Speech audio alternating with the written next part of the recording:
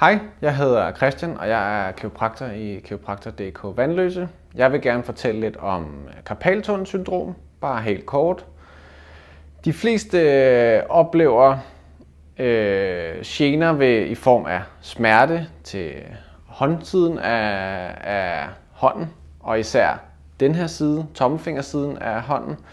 Smerter, følelsesløshed og eventuelt også at være lidt fummelfingret. Problemer med at have styre finmotorikken. Mange oplever at have trang til at ryste hænderne, og det ligesom lindrer symptomerne ud i fingrene. Og der er også mange, der oplever, at det forværres om natten. Og det er helt normalt. Når man skal stille diagnosen, så er det, at ens behandler eller læge leder efter de her klassiske symptomer, og så kan man eventuelt overveje at supplere det med en undersøgelse af nerverne, hvor man kigger på, hvor god nerveledning er hen over håndledet, for at se, om der eventuelt kunne være noget, der forstyrrer den også. Første led i at prøve at behandle karpaltunnelsyndrom er, at man vil aflaste håndledet, altså prøve at fjerne vægtbelastninger, og man ikke løfter lige så meget. Man kan eventuelt overveje at bruge en skinne, som støtter håndledet.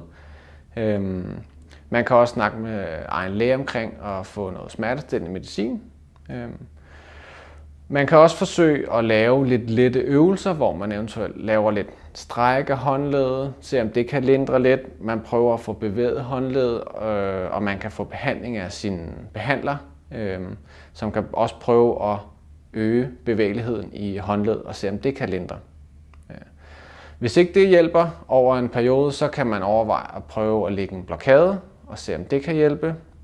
Og i sidste ende er det muligt at blive opereret, hvis kirurgen vurderer, at det er relevant.